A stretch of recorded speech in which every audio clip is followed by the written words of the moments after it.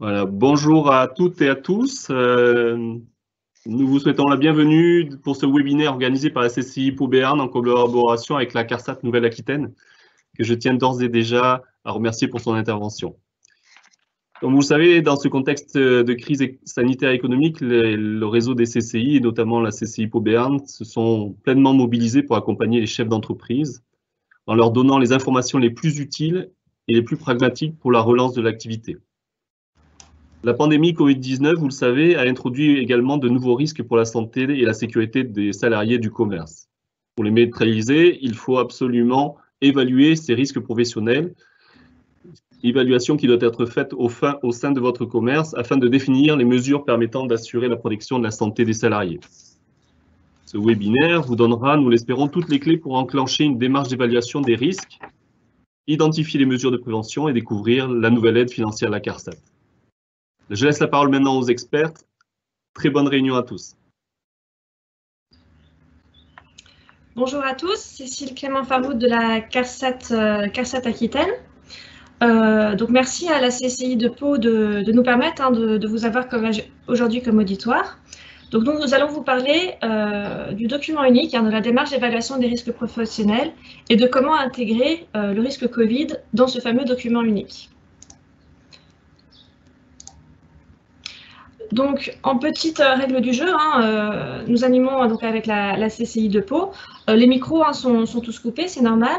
Nous vous invitons à utiliser la messagerie, donc la partie questions-réponses, dans laquelle vous pouvez poser des questions. Nous pourrons y répondre soit dans le live, soit à l'issue de la présentation. Nous allons vous présenter à la fois des bonnes pratiques de prévention et des pièges à éviter. Donc, nous avons mis les contacts qui vous permettront, à l'issue de la réunion, en récupérant la présentation, d'avoir les contacts des animateurs de cette présentation. Donc, nous sommes partis de la CARSAT Aquitaine, organisme de sécurité sociale. CARSAT, c'est pour Caisse d'assurance retraite et santé au travail. Nous hébergeons donc à la fois la branche retraite, le paiement des retraités, mais également des missions de l'assurance maladie, à la fois le service social et la branche accident du travail et maladie professionnelle auquel nous appartenons. Donc nous intervenons traditionnellement auprès des entreprises pour indemniser les victimes d'accidents du travail.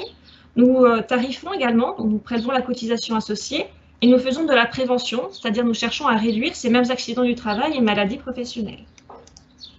Pour cela, nous avons plusieurs fonctions. Nous faisons du conseil, c'est ce que nous faisons actuellement lors de ce webinaire. Nous contrôlons ce que nous conseillons. Nous avons également des aides financières, donc nous allons en parler à la fin de ce webinaire. Et nous avons également une offre de formation et une offre de documentation. Le webinaire a donc été découpé en 4 séquences. Nous allons d'abord vous parler de la démarche d'évaluation des risques, qui aboutit donc au document unique. Nous vous parlerons ensuite du protocole de déconfinement, édité par le ministère du Travail, que nous allons associer avec des principes généraux, les principes généraux de prévention. Nous parlerons ensuite de l'aide financière disponible auprès de la CARSAT Aquitaine et nous avons prévu à la fin un temps de questions-réponses. Donc nous passons maintenant à la première séquence qui est la démarche d'évaluation des risques professionnels. Donc cette démarche, elle consiste à réaliser un inventaire des risques auxquels sont soumis les salariés, donc un repérage des situations dangereuses pour mettre en place des mesures de prévention, qu'elles soient techniques, organisationnelles ou humaines. L'ensemble des résultats de cette démarche sont formalisés dans un document unique. Donc effectivement, on parle d'un document, donc c'est un papier, mais ce n'est pas un papier pour faire un papier, c'est un document dans lequel vous écrivez le contexte réel de votre entreprise et les mesures de prévention que vous avez déjà mis en place ou que vous prévoyez de mettre en place. C'est une démarche qui relève de la responsabilité de l'employeur, qui s'inscrit dans son obligation générale d'assurer la santé et sécurité des salariés. Donc santé des salariés, ce qui est actuellement particulièrement d'actualité. Donc, pourquoi est-ce qu'on doit réaliser cette démarche? Donc, nous avons vu que c'est une obligation réglementaire, mais ce n'est pas que ça. C'est un moyen de formaliser la démarche que vous mettez en place dans votre établissement. C'est surtout un plan d'action, c'est-à-dire un endroit où vous mettez les actions avec un délai et un responsable de sa réalisation. C'est donc un outil de pilotage. Ça permet de voir directement quelles sont les priorités et les mesures à mettre en œuvre. Et donc, c'est un levier de performance, un levier de progrès dans votre établissement qui vise essentiellement à améliorer les conditions de travail, la santé et la sécurité de vos salariés. Donc, cette démarche, on la découpe en plusieurs étapes. Ce qu'on a appelé la démarche 0, c'est tout simplement la préparation de cette démarche. C'est une démarche qui doit être pilotée par la direction, on l'a vu, hein, c'est sous la responsabilité de l'employeur, mais pour autant, il faut qu'il peut s'appuyer sur des ressources internes ou externes. Il est indispensable d'y associer les salariés comme ressources essentielles. Dans les entreprises de plus grande taille, il y a le fameux CSE, Comité social économique. Vous pouvez également associer les services de santé au travail, la CCI et le réseau des IPRP intervenant en prévention des risques professionnels. Sur le document, vous aurez les liens vers ces différents acteurs. Dans le cadre de la crise sanitaire, on parle souvent du référent Covid, donc c'est aussi une ressource interne qu'on peut utiliser dans le cadre de cette démarche. Il est possible de vous former. À la CARSAT Aquitaine, nous avons une offre de formation, notamment une formation référent sécurité et une formation en évaluation des risques professionnels. On nous demande souvent si le document unique a une trame particulière. Alors, il n'y a pas de trame, c'est un support d'évaluation qui est libre. On peut utiliser tout simplement un document Excel ou un document Word. Il y a également un logiciel qui s'appelle OIRA, dans lequel on a mis le lien, qui est accessible gratuitement sur Internet. Avant de commencer, il y a actuellement une inflation de la documentation. Nous avons mis donc le lien vers un certain nombre de documentations officielles. Nous vous recommandons aussi d'utiliser vos propres documents, notamment la fiche d'entreprise qui est établie avec votre service de santé au travail. À l'étape 1 de la démarche d'évaluation des risques, il convient d'identifier les unités de travail.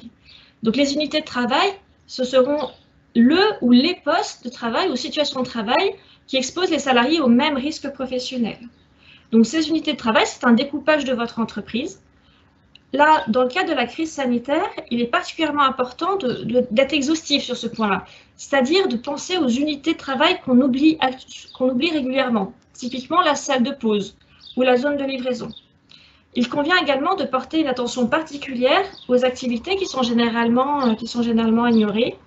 Ça peut être le cas du coup des situations non standards, des aléas et incidents. Ces fameux aléas sont donc à réintégrer dans la réflexion. Donc, on a mis tout au long de la présentation un exemple d'un magasin ici de vêtements pour vous montrer à quoi ça ressemble cette première étape. Donc, cette première étape où on découpe les unités de travail, on a ici par exemple l'exemple du magasin qu'on a découpé en 3 unités de travail. La première unité qui est la surface de vente, là on accueille la clientèle parce qu'il y a un certain nombre de risques communs dans cette zone. Deuxième unité, le poste d'encaissement parce que les risques sont différents dans cette zone-ci. Et enfin, une troisième unité de travail qui sera le bureau, la réserve, dans lequel évidemment les risques sont différents parce qu'on n'est plus en contact avec les clientèles, mais on a d'autres choses à faire, des manipulations à faire, des livraisons, des risques de chute, etc.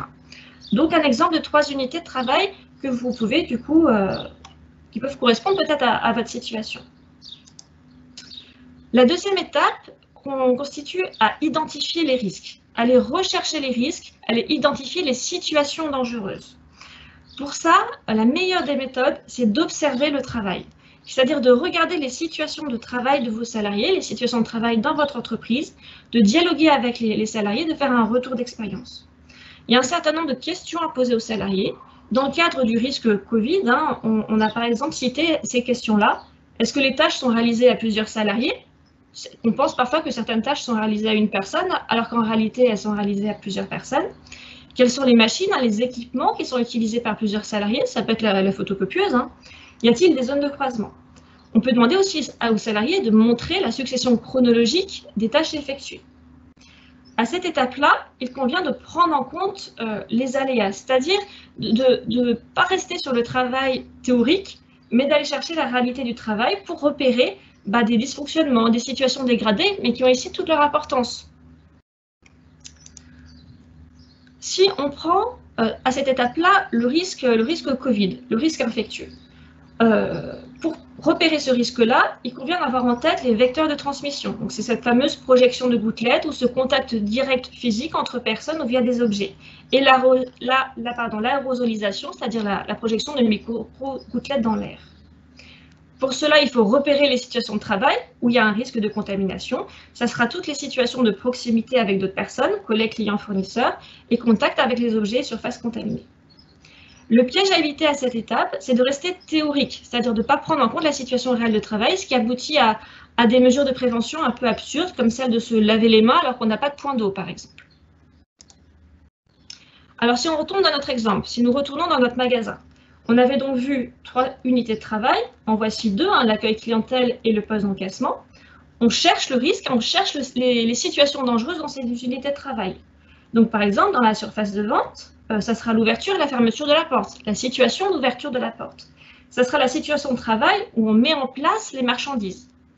Au poste d'encaissement, ça sera lorsqu'on fait l'encaissement, par exemple, lorsqu'on utilise le scanner, et lorsqu'on nettoie, lorsqu'on range la cabine d'essayage. Donc ça sera les situations dangereuses où on peut avoir un risque de transmission du Covid. Le piège ici, c'est de parler que du risque Covid, alors que dans cette nouvelle crise sanitaire, on a finalement bien d'autres risques professionnels qui émergent du fait de la situation de crise. Il y a par exemple le risque chimique. On va faire beaucoup plus de nettoyage, donc utiliser bien plus de produits chimiques. On a aussi ce qu'on appelle les risques psychosociaux, le stress, l'angoisse, la dépression, qui sont donc les dommages auxquels on aboutit, qui vont du coup peut-être être aggravés, parce qu'il y a une perte des collectifs de travail, parce qu'on va être plus exposé au risque d'agression des clients, par exemple. Donc là, la bonne pratique à cette étape 2, c'est de prendre en compte l'ensemble des risques professionnels, chute de hauteur, risque routier par exemple, et de ne pas se focaliser uniquement sur le risque de transmission du virus. Un exemple de prise en compte d'un autre risque professionnel, ça sera le risque de chute. Vous voyez ici, ça c'est une mezzanine à l'arrière d'un magasin dans lequel sont stockées des marchandises. On y accède par une échelle qui aboutit du coup à une plateforme au bout duquel on peut tomber. Donc on a bien un risque de chute de hauteur, un risque de traumatisme, voire de décès si on tombe de cette mezzanine. Au final, qui sera peut-être plus grave que le risque Covid.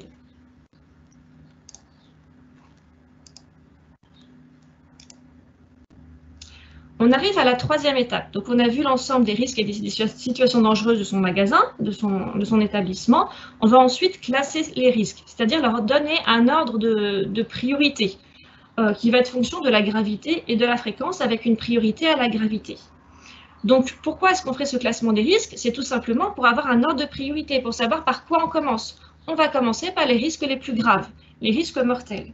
Donc, le risque infectieux, le risque Covid, il est potentiellement mortel. Donc, il va être à traiter au même niveau que les risques à forte gravité. Il convient donc de ne pas oublier les risques à forte gravité par ordre de priorité, puis ensuite de continuer dans notre hiérarchisation.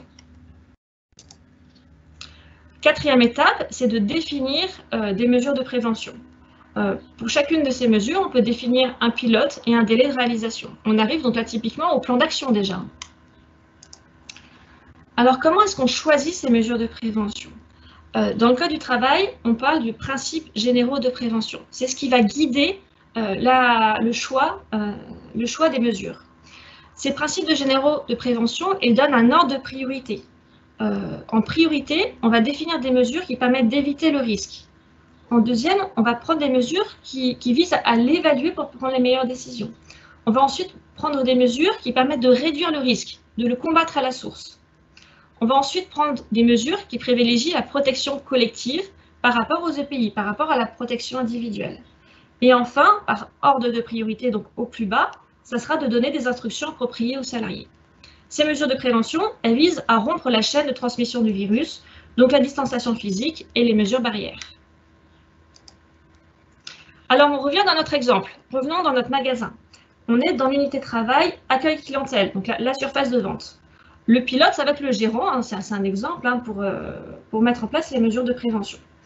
Vous voyez, ce tableau-là, finalement, ça peut être un extrait document unique. Comme quoi, c'est quelque chose qui peut être très simple, qui peut être dynamique, qu'on incrémente au fur et à mesure.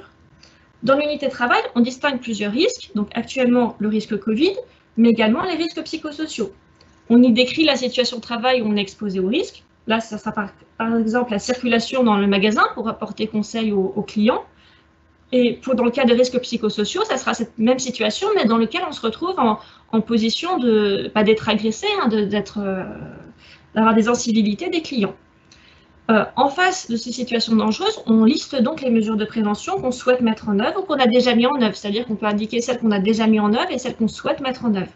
Ça va être limiter la fréquentation du magasin, mettre en place un sens de circulation unique, organiser le travail différemment, faire des plages ou des livraisons en dehors des heures d'ouverture. Pour prévenir les risques d'agression, ça peut être de communiquer dès l'entrée du magasin sur les mesures que l'on met en place. Et se préparer, c'est-à-dire préparer des phrases avec les salariés qui permettent de répondre aux incivilités. Alors c'est à titre d'exemple, c'est non exhaustif. Ça c'est pour une unité de travail et on a pris l'exemple de 2 risques. Donc la bonne pratique à cette étape, c'est d'énumérer les mesures de prévention dans l'ordre des principes généraux. C'est-à-dire on commence par les mesures organisationnelles, typiquement de limiter le nombre de clients dans le magasin ou de faire le rangement en dehors des heures d'ouverture, les mesures techniques et les mesures humaines. Dans le cas du Covid, il peut être très intéressant de faire une checklist des vérifications de ces mesures. Est-ce qu'on a bien mis en place toutes les mesures de prévention avant d'ouvrir le magasin ou pendant la journée? Le piège que l'on voit actuellement beaucoup, c'est de définir, de mettre en place des mesures de prévention qui créent d'autres risques. Dans le cadre du Covid, par exemple, de mettre des parois de plexiglas, c'est souvent la bonne solution. Mais attention, il ne faut pas que ça bloque l'évacuation incendie. De la même manière, il faut que les portes coupe-feu, elles visent à couper le feu. Le risque incendie est un risque plus grave que le Covid. Il convient qu'on les conserve. Il peut y avoir des risques aussi écotoxicologiques d'utilisation de désinfectants à outrance. Voilà, donc on a plein d'exemples comme ça de mesures de prévention mis en place dans le cadre de la crise sanitaire, mais qui vont finalement générer des risques, d'autres risques, voire même des risques plus importants. Le deuxième piège à éviter ici, c'est aussi de prendre des mesures qui sont que de type consigne, de type respecter les distances, mais si on n'a pas l'organisation mise en place, ça ne sert à rien, ou porter le masque si on n'a pas pris en place de mesures organisationnelles visant à réduire le nombre de personnes dans un même espace. À la fin de cette boucle, on fait un tour, c'est-à-dire qu'on réévalue ensuite ce qu'on a fait. Qu'on vient après de regarder justement les adaptations nécessaires, la génération d'autres risques, et on continue un phénomène itératif. Alors, on retourne dans notre exemple d'un magasin. Voici des mesures de prévention de type pour prévenir le risque Covid qui peuvent être mises en place. Donc, des mesures de type organisationnel, qui seront le sens de circulation dans le magasin, des bandes de distanciation sociale ou la fameuse protection de plexiglas. Des mesures de protection individuelles, donc en priorité on a vu organisationnelles, techniques, avant d'arriver aux mesures humaines qui sont typiquement le port du masque et de sa visière. On aura aussi toutes les, en mesures barrières, en mesures techniques et humaines, tous les produits désinfectants, le gel hydroalcoolique à disposition des clients. Là on a vu les mesures de prévention Covid, on revient en se posant la question qu'il y a aussi toutes les mesures liées aux autres risques, on revient dans notre mezzanine, où on avait un risque de chute de hauteur, donc un risque grave, où là on peut définir plusieurs types de mesures aussi. Soit c'est de dire, on supprime cet espace de stockage en hauteur, on supprime le risque, ou bien on met un bardage de protection, on ferme l'espace, on en fait une pièce close, ou en cas d'impossibilité technique, eh bien on peut poser des quarts de corps, poser une protection collective et créer un accès sécurisé, typiquement avec un escalier. Donc, nous avons fini notre première séquence, qui est donc la démarche d'évaluation des risques, la démarche qui permet d'aboutir au document unique. Nous arrivons maintenant à la deuxième séquence, qui est le protocole national de déconfinement. Donc, le protocole qui a du coup été émis par le ministère du Travail. Et nous allons le mettre en parallèle avec ce qu'on a vu tout à l'heure, qui sont les principes généraux de prévention. Tout ça pour vous aider à faire les bons choix. Donc, ce protocole de déconfinement, la première des mesures, qui est celle d'éviter le risque, c'est donc le fameux télétravail. Par ordre de priorité en dessous, donc je descends dans l'ordre des priorités, ça sera de réduire les risques, de combattre les risques à la source. Ça va être d'éloigner les salariés symptomatiques, de les prendre en charge, ainsi que leurs contacts rapprochés. Ça va être de faire le fameux nettoyage de la rampe d'escalier, des zones de contact, de faire du nettoyage à l'humide, en évitant par exemple le balai, l'aspirateur qui vont mettre en suspension des fibres. Ça va être d'aérer les locaux, de faire de l'aération, alors mécanique ou naturelle, on ouvre les fenêtres tout simplement, pour apporter de l'air neuf. Attention là à arrêter les systèmes qui fonctionnent avec du recyclage, qui vont disperser les aérosols. Donc c'est typiquement la climatisation.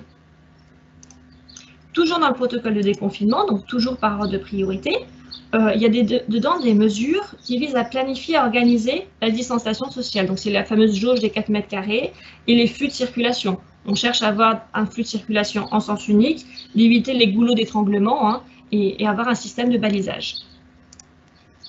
Enfin, dans ce protocole, il y a des éléments qui indiquent qu'il faut privilégier le collectif, donc rechercher des solutions organisationnelles avant d'aller dans les solutions de type EPI. Et enfin, de donner les instructions appropriées, comme former les salariés au protocole de nettoyage, qui est un point important, ou voire au port du masque, parce qu'un masque mal porté n'est pas opérationnel. Alors, revenons au point particulier du masque. Ça, c'est quelque chose qui a un débat actuel. Attention, c'est un complément au respect des mesures barrières, un complément au respect des distanciations physiques. Il faut d'abord chercher à mettre en œuvre la distanciation physique avant de se poser la question du masque. Pourquoi? Parce qu'il est conditionné par sa bonne utilisation et son entretien. Il convient du coup de mettre en œuvre une information spécifique à vos salariés et de prévoir un système d'affichage.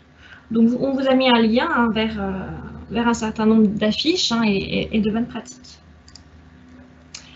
Donc là, les masques, vous pouvez du coup faire le choix d'imposer le port du masque à vos salariés, voire même de le rendre obligatoire à vos clients. Ça peut être aussi prendre le choix, qui est un bon choix, de mettre à l'entrée du gel hydroalcoolique et inviter du coup à se désinfecter les mains. Très important, organiser pour vos salariés une séance d'information et prévoir un système d'affichage. Donc là aussi, on vous a mis des liens avec un certain nombre d'affiches qui peuvent être utilisées dans votre établissement. Nous arrivons du coup maintenant à la troisième séquence, qui est l'aide financière disponible auprès de la CARSAT. Donc à la CARSAT, nous avons donc cet outil d'incitation financière. Nous avons des subventions réservées du coup, aux entreprises du régime général. Et nous avons depuis la semaine dernière une subvention qui s'appelle Prévention Covid, qui vise à réduire l'exposition des salariés au risque coronavirus.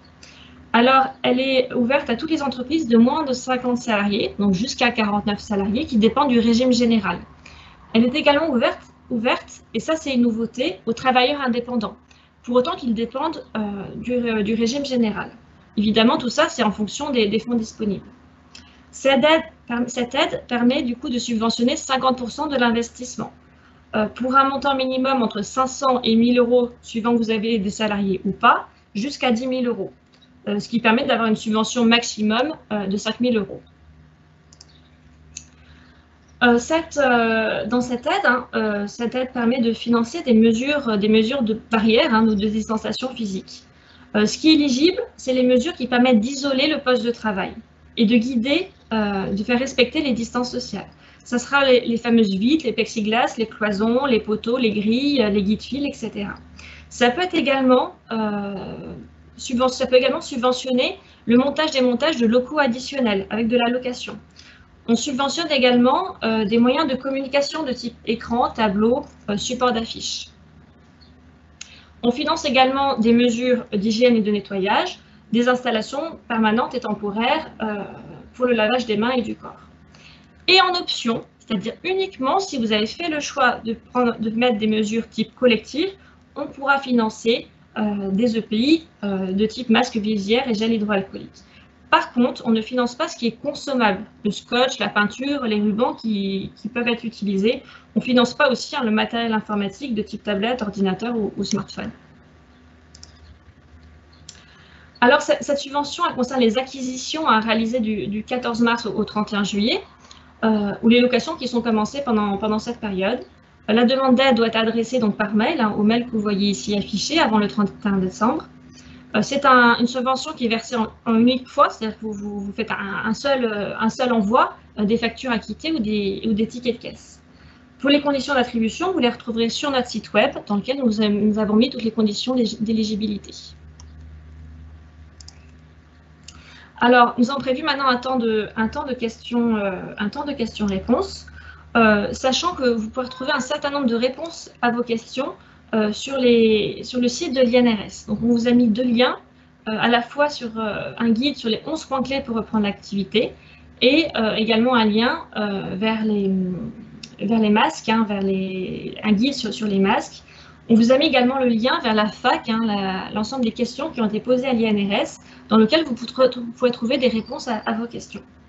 Et on remercie les magasins de Dax, Maison de la Presse et le magasin Choc pour les photos que nous avons utilisées lors de cette présentation. Voilà, donc je vous remercie pour votre attention. Merci. Du coup, nous avons quelques questions et par rapport à vos informations concernant les masques, je voulais préciser qu'au niveau du site de la CCI Pau Béarn, vous pouvez retrouver aussi des fournisseurs de matériel et de services de protection sanitaire qui ont été référencés sur le territoire et voilà, notamment sur les masques, mais aussi sur d'autres services. Par rapport aux masques, il y a une question concernant leur utilisation. Est-ce que le masque est-il réglementairement obligatoire pour les salariés dans les commerces? Alors, juste une petite question, est-ce que mes collègues peuvent ouvrir leur micro ou pas? Non, pas spécialement. Non, bon. Je ne les visualise pas. Bon, alors, par rapport à cette question, hein, c'est une question qu'on a souvent, ce que vous retrouvez dans le protocole de déconfinement, c'est justement de se poser, avant la question du masque, de se poser la question de la distance, donc de la protection collective. C'est-à-dire, si vous arrivez à maintenir, il faut d'abord chercher des solutions qui arrivent à permettre de garder les distances. Alors ça, évidemment, c'est plus facile lorsqu'on est en position statique, hein, lorsqu'on est à un seul endroit et qu'on ne risque pas, du coup, d'être à faible distance d'une personne. Lorsqu'un salarié est dynamique, hein, se retrouve à évoluer dans un espace, dans ce cas-là, le risque de faible distance, évidemment, il est possible, et auquel cas, il vaut mieux se poser la question du masque, partir effectivement dans cette solution du masque, mais réfléchissez d'abord, est-ce que j'ai pas des solutions qui permettent de garder la distance avant de se poser la question du masque? Ok, alors une autre question qui concernait le tableau des actions qui avait été présenté. Est-ce que dans le tableau, on fait aussi apparaître les les actions déjà mises en œuvre dans le document unique? Alors, je pense qu'effectivement, là, c'était l'exemple uniquement de quelques risques liés aux risques infectieux que vous aviez sur la présentation. Alors, on avait cherché à montrer quelque chose le plus simple possible, hein, justement, pour faire peur à personne. Effectivement, hein, là, on avait juste mis donc, les actions à mettre en œuvre en mettant la date. Il y a beaucoup de documents uniques, et ça, c'est très bien, qui mettent déjà les actions qui sont déjà mises en œuvre dans une colonne et qui mettent une autre colonne dans laquelle ils mettent les actions qui restent à mettre en œuvre en mettant un ordre de priorité, hein, suivant la hiérarchisation du risque avec un délai et un pilote. Ça permet justement cette mise à jour. Ça veut dire qu'on met les mesures de prévention qu'on a actuellement, les mesures de prévention qui restent à mettre en œuvre, et au fur et à mesure qu'on les réalise, on les fait passer d'une colonne à une autre. C'est pour ça que c'est un outil de pilotage en fait. Il ne faut pas voir ça comme un inventaire laborieux. C'est tout simplement un outil de pilotage, un tableau qui vous permet de voir où est-ce que vous en êtes, qu'est-ce qu'il vous reste à faire et par quoi je commence. Qu'est-ce qui est prioritaire à réaliser? Quels sont les risques les plus graves, les situations les plus graves, et donc les mesures de prévention sur lesquelles je dois porter mon attention en priorité. Alors, une autre question en termes d'outils, est-ce qu'un outil en ligne comme celui de l'OIRA sur la restauration existe pour les commerces? Alors, je sais qu'il y a cet outil va être décliné sur plusieurs secteurs d'activité. Alors, actuellement, il y est par exemple pour les boulangeries, mais pour les commerces, il est en cours de création. D'accord. Au niveau de l'aide sur l'investissement, est-ce que l'achat de poubelles qui sont sensitives peuvent entrer dans la liste des investissements? Alors ça, je n'en suis pas très sûre, hein, parce que l'aide a été ouverte la semaine dernière, donc on reçoit beaucoup de demandes, et ça j'ai un doute, hein, sur cette question. Ok, donc on vous répondra ultérieurement, on confirmera après. Bon, après, bien sûr, vous recevrez on mettra en ligne sur le site de la CCI la présentation qui a été faite ce jour, donc vous pourrez la récupérer. Concernant les risques liés aux incivilités, si le client ne veut rien entendre, peut-on lui interdire d'entrer dans le commerce? Je vais dire, vous êtes chez vous. Alors, pareil, avant d'arriver à cette solution-là, l'idée, c'est de réfléchir à des solutions qui permettent d'éviter que les clients soient énervés. Alors, c'est peut-être facile à dire, mais il faut parfois réfléchir à ce qui permet de désamorcer des situations avant qu'elles n'apparaissent. Et ça, typiquement, de faire de l'affichage en amont sur les règles dans le magasin, de se préparer à répondre de manière proportionnée à l'incivilité, c'est souvent le meilleur moyen de ne pas arriver dans des situations qui sont insolvables. effectivement, il y a une grande part de communication sur ce sujet à pouvoir mettre en place et de faire rappeler les comportements civiques. Alors, j'ai une question concernant le facteur de circulation du virus. Alors, je ne sais pas comment intégrer le facteur de circulation du virus dans l'évaluation des risques.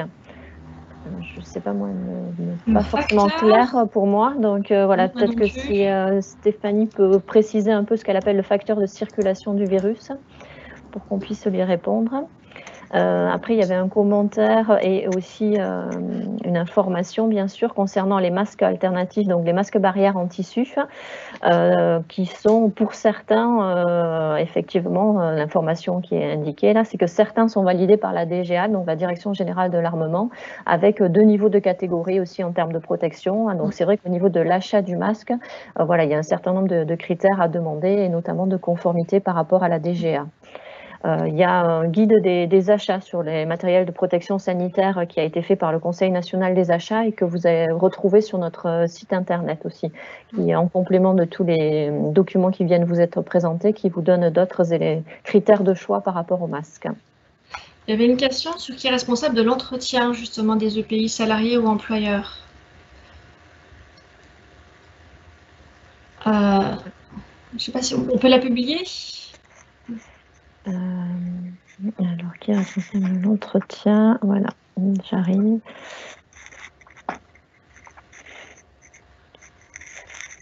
Donc, effectivement, qui est responsable de l'entretien du masque, le salarié ou l'employeur?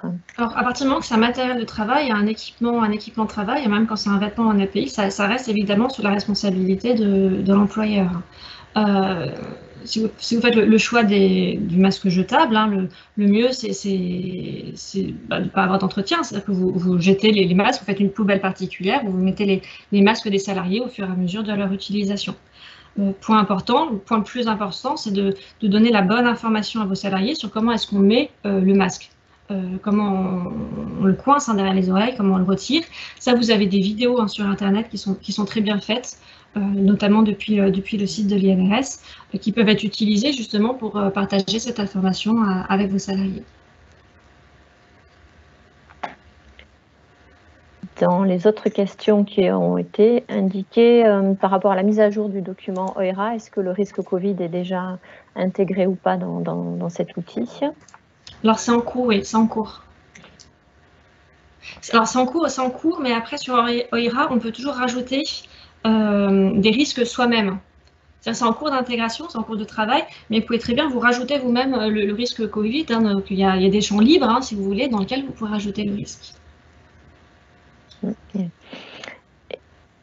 Et après, du coup, vous voyez, concernant la circulation du virus, effectivement, c'était plutôt une question en lien avec l'évolution de ce virus qui ne circule plus ou moins, et donc l'évolution aussi des mesures à prendre derrière dans le document unique. Et sa mise à jour qui est à minima annuelle, mais qui effectivement, là, doit être beaucoup plus fréquente dans ce contexte-là. Alors, le document unique se met à jour régulièrement, ça veut dire... c'est un minima annuel, mais à partir du moment qu'il y a un changement dans les conditions de travail, et là actuellement ce qui se passe, c'est effectivement des grands chamboulements des conditions de travail, donc c'est l'occasion de cette reprise, l'occasion de cette crise sanitaire, est vraiment l'occasion de mettre à jour votre document unique, ou de le créer si vous ne l'avez pas justement. C'est une opportunité de se lancer dans la démarche, parce que les conditions de travail ont évolué, donc c'est une raison pour mettre à jour son document unique. On le met à jour lorsqu'il y a des modifications de conditions de travail, lorsqu'il y a eu un accident du travail, et on le met à jour au fur et à mesure qu'on met en place des mesures de prévention. Lorsqu'on a réalisé la mesure de prévention, on coche que c'est fait, et on avance dans son outil de pilotage, on avance dans son tableau ou autre trame. Merci. Un autre point concernant l'accompagnement que pouvait proposer la CARSAT, est-ce qu'il y a la possibilité de se déplacer dans les entreprises actuellement pour accompagner le dirigeant? Alors, avec beaucoup de on commence à reprendre notre activité physique, mais par petits pas. Ça veut dire on fait des choix sélectifs sur les interventions sur lesquelles on peut intervenir. Après aussi, en complément, comme il a été cité dans la présentation, vous avez aussi les services de santé au travail qui peuvent vous accompagner et vous conseiller dans vos démarches et vos questionnements actuels. Donc, je sais que certains sur le territoire se sont connectés au webinaire de ce matin. Donc, n'hésitez pas à les solliciter, quel que soit votre territoire d'implantation. Voilà, ils sont toujours en fonctionnement et peuvent vous répondre ou répondre à vos salariés aussi qui peuvent avoir des questions et échanger avec eux.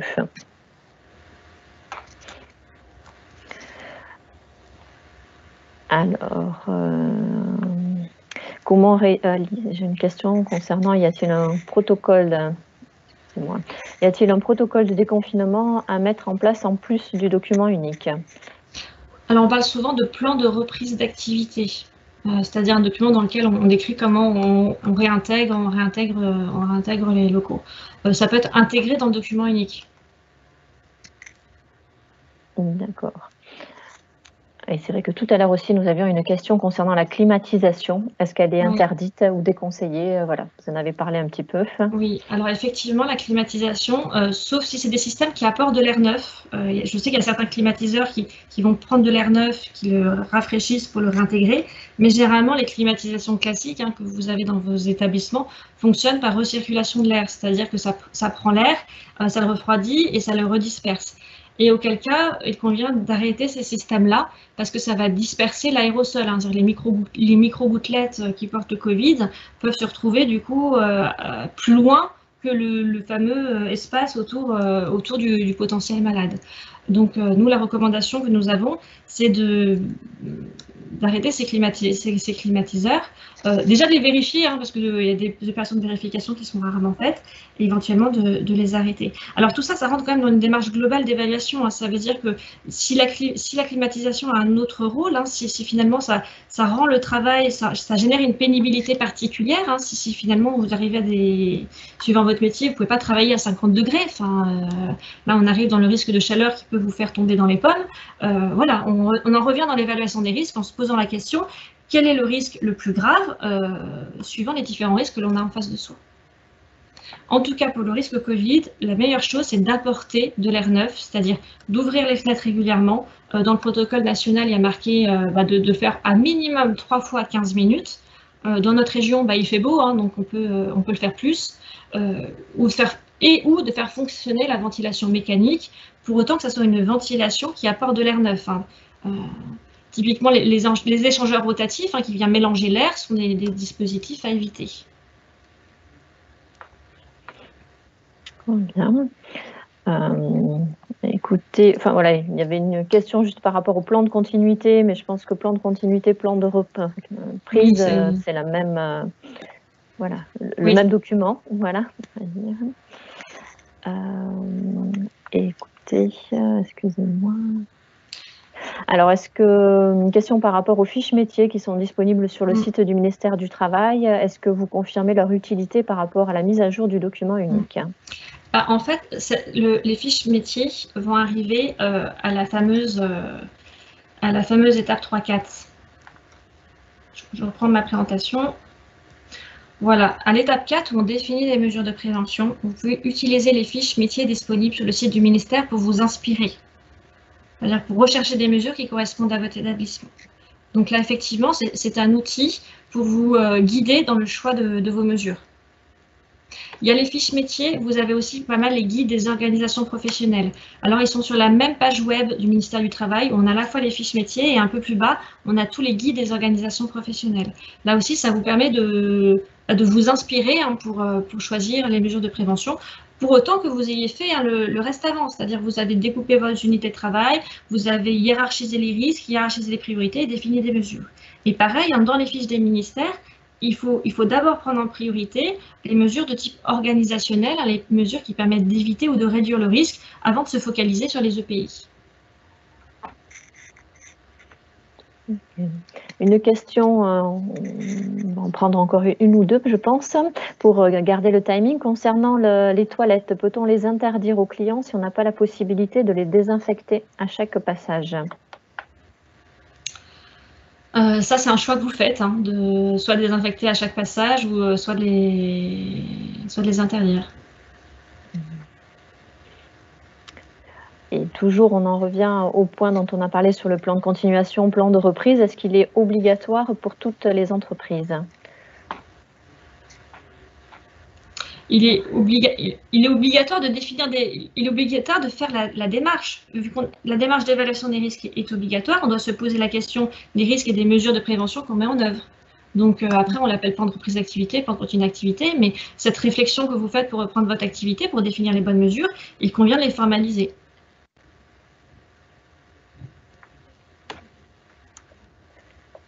Et alors, je crois que c'est le dernier commentaire qui concernait toujours le protocole de déconfinement par rapport à la circulation du virus. Est-ce qu'il faudrait la prendre en compte dans la probabilité d'exposition ou non? Ça, c'est en lien avec les zones vertes ou rouges. Donc, je ne sais pas si on reste là dans le cadre du sujet ou pas. Après, la question est marquée, y a-t-il un protocole de déconfinement à mettre en place en plus du le protocole de déconfinement qu'on vous a présenté là dans la séquence 2, c'est le protocole national de déconfinement qui a été établi par le ministère du Travail. Donc, c'est les fameuses règles générales pour l'ensemble des entreprises. Là, actuellement, il est valable pour toute la France. Il n'y a pas de distinction entre zone verte et rouge. Okay. Et après, la dernière question qui concernait l'existence d'un schéma similaire pour les industries. Donc, voilà, bien évidemment, les principes qui vous ont été présentés aujourd'hui sont valables pour tout secteur d'activité et quel que soit le statut de l'entreprise, quelle que soit l'activité. Là, une démarche qu'on vous a présentée, qui est un peu une démarche pour les petites entreprises. Lorsque vous êtes une industrie, vous avez plein de paramètres à prendre en compte en plus. Vous avez tout ce qui est lié aux vérifications de vos équipements de travail, les PV de contrôle, les PV des CSE, les résultats des analyses d'accidents du travail. Il y a beaucoup d'autres données d'entrée qui rentrent en compte lorsqu'on fait la démarche pour une entreprise de type industrie, évidemment. Il y a le guide pour les industries, il y a le guide de l'UIMM qui est également disponible sur le site du ministère du Travail dans la continuité des fiches métiers auxquelles les entreprises peuvent se référer pour choisir les mesures de prévention, donc à l'étape 4. Et c'est vrai que dans la continuité aussi, pour tout ce qui concerne les activités de BTP, si en tant que commerce, vous avez des travaux à faire venir des entreprises extérieures, vous allez trouver aussi des éléments d'information au niveau du site de l'OPV BTP. Et la réflexion sera la même. Si vous accueillez des entreprises extérieures, c'est ce qu'on appelle par contre le plan de prévention, mais vous faites la même démarche, c'est-à-dire que vous allez également réfléchir aux situations dangereuses, faire cette chasse aux risques, vos risques, les risques de l'entreprise, les risques en interférence, et établir des mesures de prévention en mettant un ordre de priorité sur tout ça. Et en intégrant le risque Covid, comme tous les autres risques qui peuvent apparaître lorsqu'on accueille une entreprise extérieure. Okay. Bon, écoutez, je pense qu'on a fait le tour des questions. Merci beaucoup pour votre intervention. Donc, vous retrouverez les présentations sur notre site internet. On était plus d'une cinquantaine de participants aujourd'hui. Donc, merci à vous pour d'avoir suivi ce webinaire. Il est prévu aussi de vous adresser une fiche de synthèse que vous retrouverez. À noter aussi que vous pouvez, pour toute question concernant la situation actuelle, vous avez une cellule qui est dédiée au niveau de la Chambre de commerce que vous retrouverez à l'adresse mail anticiper les difficultés @po.cci.fr. Donc, n'hésitez pas à prendre contact avec eux ou à les appeler au 05 59 82 51 11. Et sachez que on se tient à votre disposition pour vous accompagner sur tous ces enjeux aujourd'hui sociaux sur le document unique. Avec la CARSAT Aquitaine, que je remercie grandement pour leur partenariat sur ce webinaire d'aujourd'hui. Merci à vous pour cette occasion de s'adresser aux entreprises et de partager nos messages.